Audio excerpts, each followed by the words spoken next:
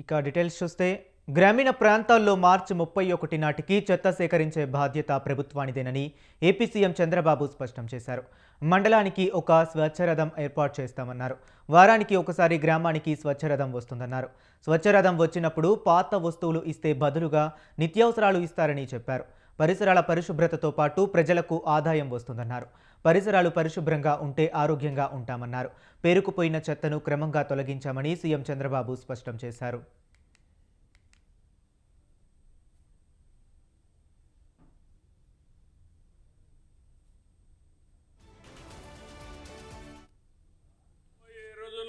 NDA కూటమి ప్రభుత్వం ఈ రాష్ట్రంలో పెను మార్పులు తీసుకురావడానికి సిద్ధంగా ఉన్నామని మరొకసారి మీ అందరికీ హామీ ఇస్తున్నా. ఇప్పటికే నేను చెప్పాను, సూపర్ 6 అన్నాం, మీరే చూశారు. సూపర్ హిట్ చేశామా లేదా అని మిమ్మల్ని అడుగుతున్నాను. మొదలు తారీఖు వస్తే పేదల సేవలు ఇంటింటికి వస్తున్నాం. నేను కూడా తిరుగుతున్నా, ఎమ్మెల్యేలు తిరగమన్నాను. అంటే ప్రతి నెల మొదటి తారీఖు గుర్తుపెట్టుకోవాల్సిన వ్యక్తి, సమాజంలో అట్టడుగు నుండే వ్యక్తి, ఆ పేదవాడి సేవలో మనం ఉంటే మనం కూడా ఆలోచన విధానం మారుతుంది. ఈరోజు ఒక పెన్షన్ మీరు చూశారు, 4,000, 6,000, 10,000, 15,000 అవసరాన్ని బట్టి భారతదేశంలో ఏ రాష్ట్రం కూడా దరిదాపుల్లో కూడా లేదు. అలాంటి పెద్ద సంక్షేమ కార్యక్రమాన్ని ఇచ్చింది ఈ యొక్క ఎన్డీఏ ప్రభుత్వం ఆంధ్రప్రదేశ్ రాష్ట్రంలో. ఇప్పటి వరకు దగ్గర 4,14,004 కుటుంబాలు హోమ్ కాంపోస్ట్ తయారు చేస్తున్నాయి. 4,19,288 మంది టెర్రస్ గార్డెన్ కూడా పెట్టుకుని అక్కడే కూరగాయలు కూడా ఉత్పత్తి చేసే పరిస్థితికి వచ్చారు. ఇంకో పక్క ఈ స్వచ్ఛ రథాల ద్వారా మీరు ఏవైతే వేస్ట్ జనరేట్ చేస్తున్నారో, చెత్త జనరేట్ చేస్తున్నారో, అవన్నీ కూడా దగ్గర 9 రకాల వస్తువులను ఇప్పటికి ప్రొక్యూర్ చేస్తున్నారు. తొందరలోనే ఇంకా ఒక 30 రకాల చెత్తని కలెక్ట్ చేసే పరిస్థితికి వస్తారు. తద్వారా చాలా వరకు చెత్త అంతా కూడా మళ్ళా పరిశ్రమలకు వెళ్తుంది, సర్క్యులర్ ఎకానమీకి వెళ్తుంది.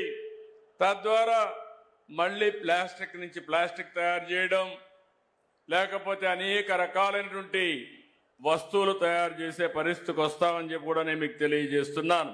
ఒకప్పుడు మనం చూసాం, పాత వస్తువులు తీసుకుని కొత్త వస్తువులు ఇస్తూ మన ఊర్లో తిరిగేవాళ్ళు.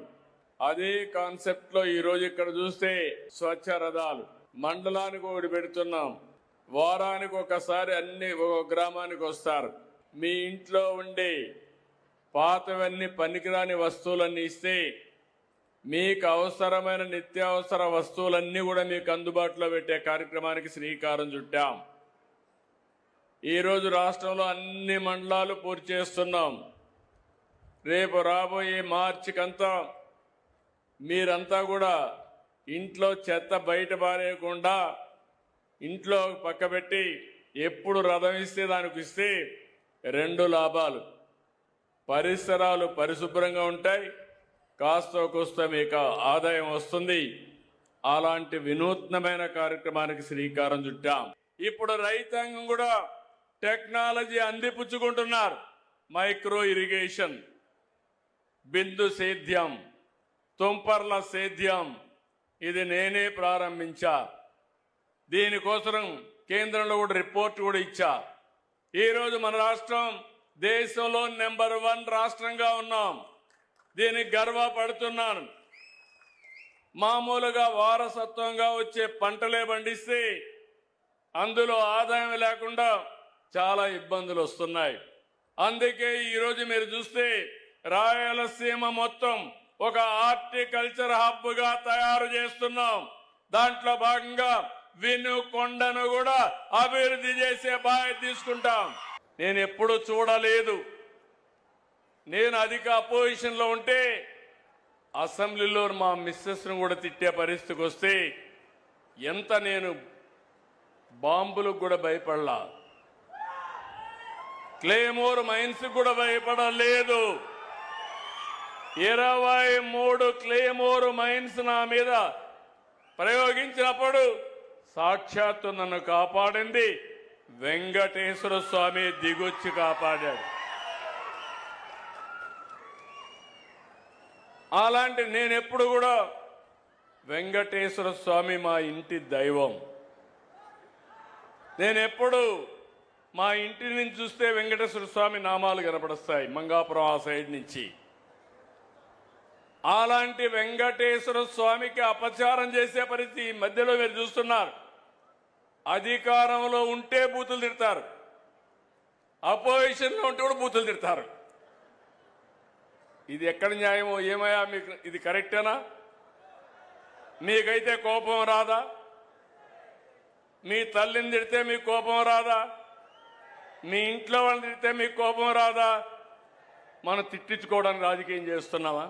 నేను ముఖ్యమంత్రి అయిన తర్వాత నేను ఇచ్చిన హామీ ప్రకారం రెండో సంతకం ఆఫీసర్ వేసింది తిరుమల తిరుపతి దేవస్థానం ఈవోగా వేసి శ్యామలరావుని ప్రక్షాళన కార్యక్రమానికి ప్రారంభించా. వస్తే నెయ్యి చూస్తే బాగా లేకపోతే తిరిగి పంపించి దాంట్లో నుంచి శాంపుల్ తీసుకొని ఎన్డీడీబీ పంపించారు. ఎన్డీడీబీ పంపిస్తే అందులో నుంచి ఎనిమల్ ఫ్యాట్ ఉందని ఆ రోజు చెప్పారు. అది చెప్పిన తర్వాత నేను ఆలోచించి ఇది నేను చెప్పకపోతే నా మీద అప్రతిష్ట వస్తుంది, అపవాదు వస్తుందనే ఉద్దేశంతో నేను చెప్పాను. తర్వాత లేనిపోని సమస్యలన్నీ క్రియేట్ చేసి సుప్రీంకోర్టు వరకు పోయే పరిస్థితికి వచ్చారు. సిట్ వేశారు. ఆ సిట్లో వచ్చినటన్నీ మీరు చదివి ఉంటారు. చాలా స్పష్టంగా చెప్పారు, అసలు ఇది నెయ్యే కాదు, కెమికల్స్తో తయారు చేసిన నెయ్యి అని చెప్పారు. రాష్ట్ర ప్రభుత్వాన్ని కూడా యాక్షన్ తీసుకోమని అధికార యంత్రాంగం పైన ఒక రిపోర్ట్ పంపించారు. ఇవన్నీ వస్తే తప్పుని తప్పించుకోవడానికి, వాళ్ళు చేసిన తప్పును వేరే వాళ్ళపైన వేయడానికి ప్రయత్నం చేసే నీచులు